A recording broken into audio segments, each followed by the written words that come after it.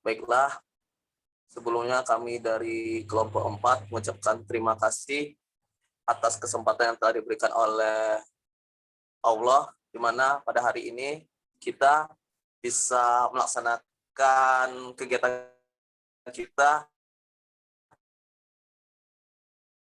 Kelompok 4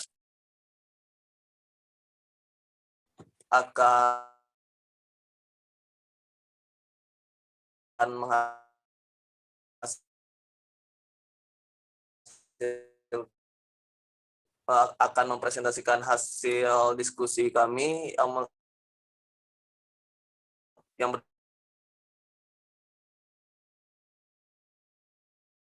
berjudul Arif Hendrawan. Ada lagi yang namanya Fenty Yunisa Putri. Oke, materi pertama akan dibahas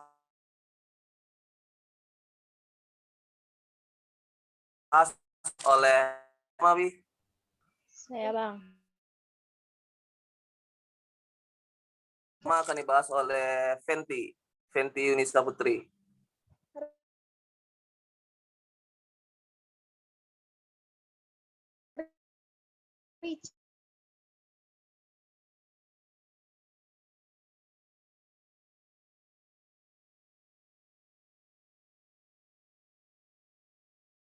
Bang.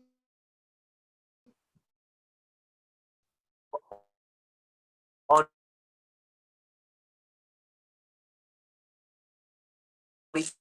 Richard. Pendekatan kontekstual merupakan pendekatan yang membantu guru mengaitkan antara materi yang diajarkan dengan situasi dunia nyata siswa dan mendorong siswa membuat hubungan antara pengetahuan yang dimilikinya dengan penerapan dalam kehidupan mereka sebagai anggota keluarga dan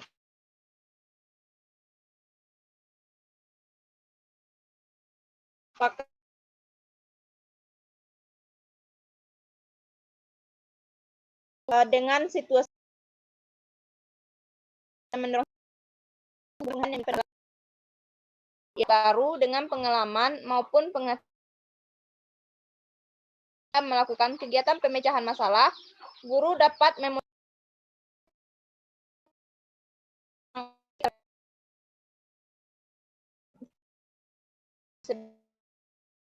baik maka selanjutnya akan dibahas oleh Rimal. Kepada Rimal dipersilahkan.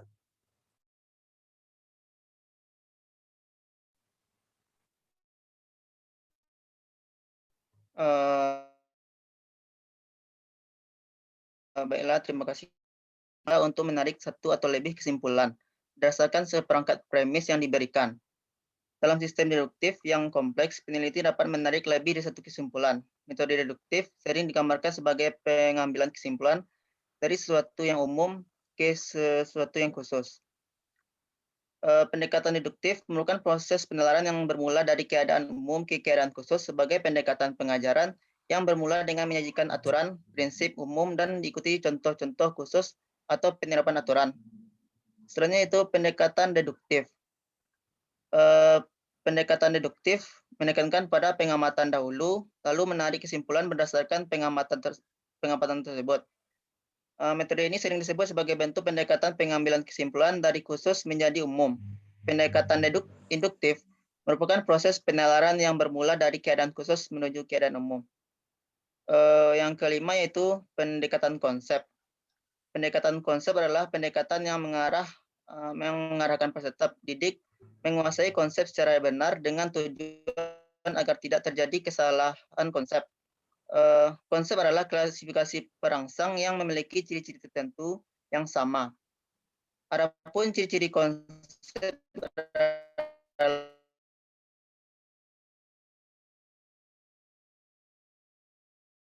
adalah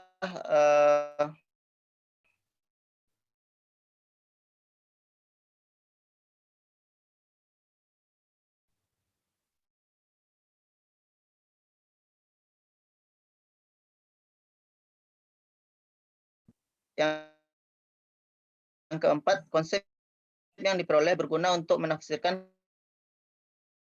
yang kelima, konsep yang benar membentuk pengertian. Yang selanjutnya, setiap konsep berbeda.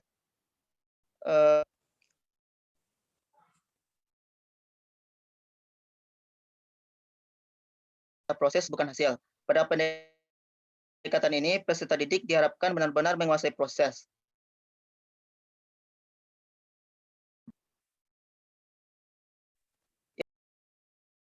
Atau pendekatan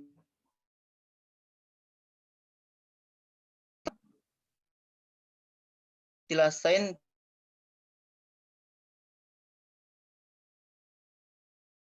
sebenarnya sama intinya itu improvement yang dalam berbagai konsep ketahui.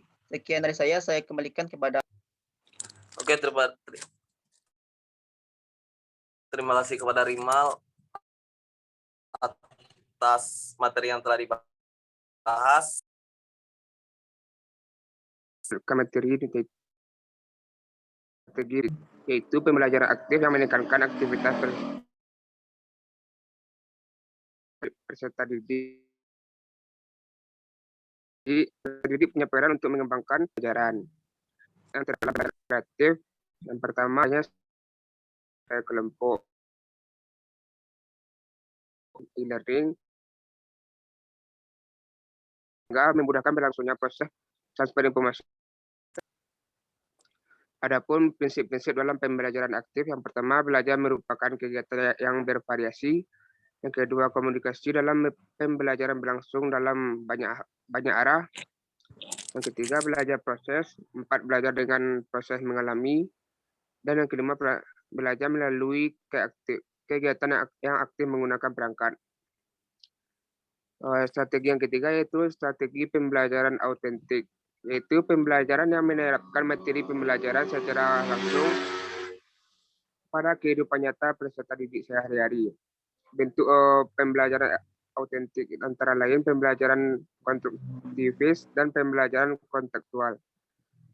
Terdapat beberapa bagian pada pembelajaran autentik. Yang pertama, pembelajaran kontekstual adalah upaya pengajar untuk membantu peserta didik memahami relevansi materi pembelajaran yang dipelajarinya dengan kehidupan nyata. Adapun prinsip dari pembelajaran kontekstual yaitu yang pertama, menekankan pada pemecahan masalah. Yang kedua, mengenal kegiatan mengajar terjadi pada berbagai konteks seperti rumah, masyarakat, dan tempat kerja.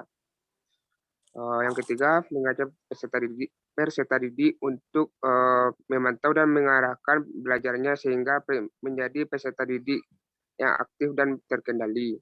Dan yang kelima, mendorong peserta didik belajar dari satu dengan lainnya dan belajar bersama-sama. Yang terakhir, menggunakan penilaian otentik. Itu sekian dari saya kembalikan ke moderator. Oke, terima kasih kepada Arif Hendrawan yang telah menyampaikan materinya. Terus materi selanjutnya akan dibahas oleh Fenty. Kepada Fenty dipersilakan. Baiklah, terima kasih moderator. Saya akan melanjutkan materi selanjutnya yaitu strategi pembelajaran individual atau mandiri. Strategi pembelajaran pendekatan individual ini memungkinkan setiap peserta didik dapat belajar sesuai dengan kemampuan individu yang dimilikinya, sehingga dapat menguasai materi pembelajaran secara penuh. Nah, pembelajaran pada peserta didik secara individual ini, peranan materi pembelajaran adalah dominan. Materi pembelajaran disesuaikan dengan tingkat kesiapan peserta didik. Pembelajaran dengan memanfaatkan teknologi informasi komunikasi merupakan salah satu solusi guna mengatasi kesulitan pengajar dalam penyusunan, pelaksanaan, serta evaluasi terhadap hasil pembelajaran yang bersifat individual. Karakteristik belajar mandiri yaitu yang pertama, Tujuan pembelajaran disesuaikan dengan minat dan kebutuhan peserta didik. Oleh karena itu, penentuan tujuan pembelajaran ditentukan bersama antara pengajar dan peserta didik. Selanjutnya yaitu peserta didik belajar sesuai dengan kecepatan masing-masing. Peserta didik yang cepat dapat pun tidak mengganggu peserta didik yang lain. Namun keduanya tidak ada yang dirugikan. Selanjutnya yaitu sistem belajar mandiri dilaksanakan dengan menyediakan paket belajar mandiri yang dapat dipilih sesuai dengan tujuan yang akan dicapai. Strategi selanjutnya yaitu strategi pembelajaran pemecahan masalah. Teknologi informasi dan komunikasi tidak semata-mata berorientasi pada produk memecahkan masalah. Dengan pendekatan pemecahan masalah, peserta didik dapat kesadaran tentang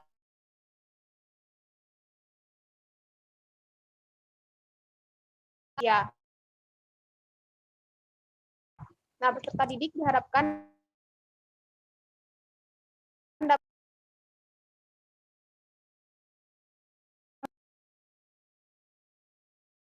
dan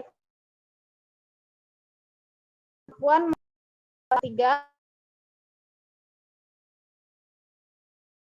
memecahkan masalah tersebut serta pemahaman yang lebih baik dan benar serta terhadap informasi dan komunikasi. Terima kasih. Dan seterusnya materi yang selanjutnya akan dibahas oleh Feby. Kepada Feby dipersilahkan.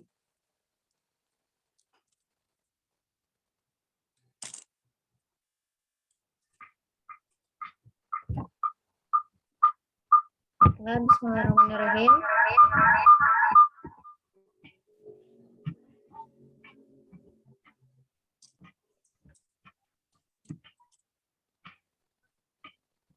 Baiklah, terima kasih kepada MC yang telah mempersilahkan saya. Selanjutnya, materi mengenai metode bimbingan TIK. Jadi untuk mentransfer materi pelajaran teknologi informasi dan komunikasi, diperlukan metode yang sesuai dan tepat sasaran dalam pembelajaran TIK. Ada beberapa metode yang umum digunakan, diantaranya adalah yang pertama, metode tanya jawab.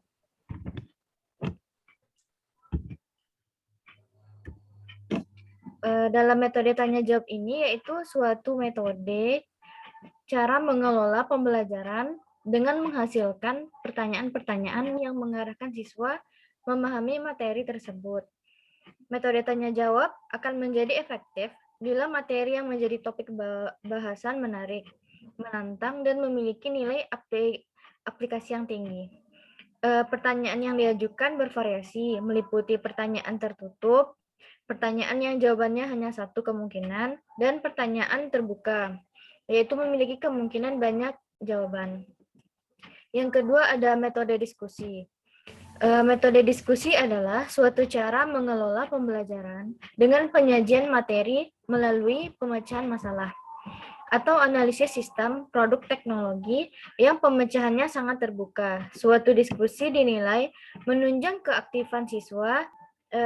Bila berdiskusi itu melibatkan semua anggota diskusi, kelola dengan baik, keantusiasan siswa untuk terlibat forum akan sangat tinggi. Ada penjelasan yang ketiga ada metode pemberian tugas.